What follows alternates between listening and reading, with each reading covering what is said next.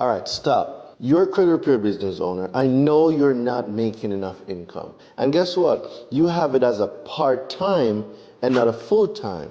So I'm gonna give you four things right now, regardless of whatever dispute method you're using, consumer law, metro to factual, four things right now that can exponentially grow your business. Lead generation.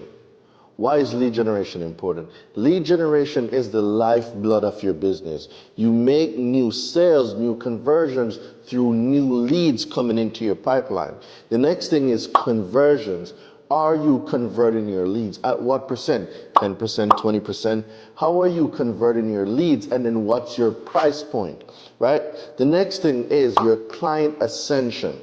When you have clients or leads that came in, you convert the leads, they became clients. Now, what ascension path are they going through? Your low ticket item, your free content, maybe an ebook, different strategies to bring in those leads. But what happens after you bring those leads in, right?